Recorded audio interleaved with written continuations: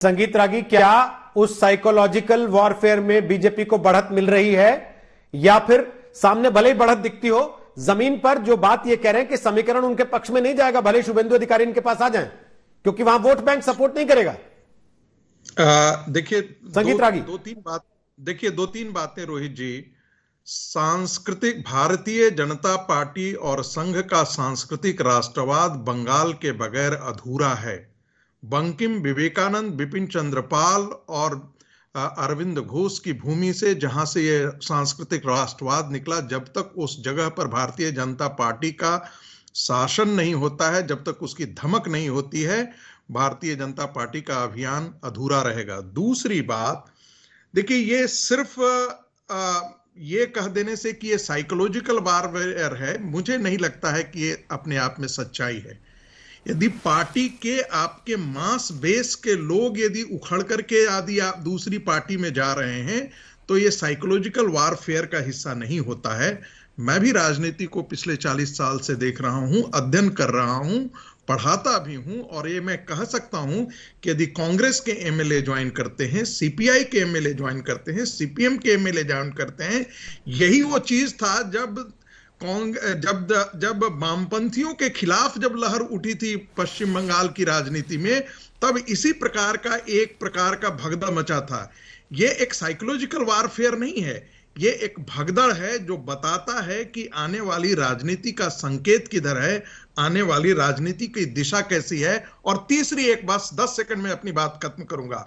देखिए, इस देश के जितने भी रीजनल पार्टी खड़े हुए, वे करीब करीब पारिवारिक पार्टी में कन्वर्ट कर गए। शिरोमणि अकाली दल से लेकर के यदि दक्षिण की राजनीति में आप जाएं, उत्तर प्रदेश में जाएं, बिहार में, सारे के सारे रीजनल पार्टी परिवार पार्टी में कन्वर्ट हो गए।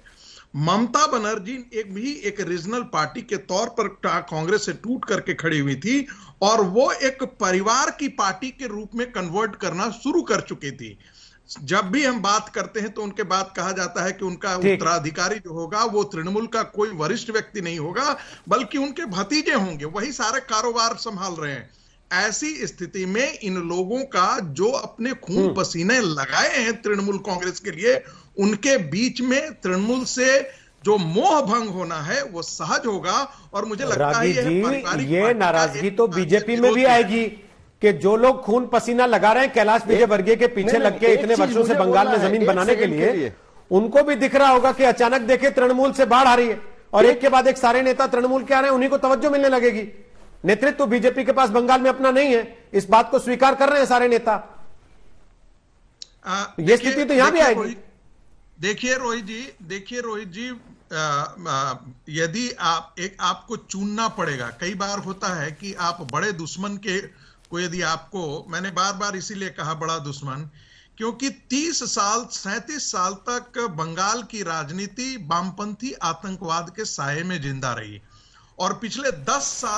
साल की राजनीति जो है उसकी जो यदि हम दिशा देखें तो नोआखाली के बाद बसीरहाट और मालदा हुआ, वो आने वाली राजनीति जो है वो पॉलिटिकल राजनीति बंगाल की जो है वो इस्लामिक आतंकवाद के साये की तरह धकेली जा रही है। मुझे लगता है कि ऐसे में भारतीय जनता पार्टी के अनुशासित कार्यकर्ता जो होंगे इस चीज को जरूर इनका मूल्यांकन करेंगे, और मुझे उनको लगता है कि यदि बंगाल की समृद्धि को, सांस्कृतिक समृद्धि को बचाए रखना है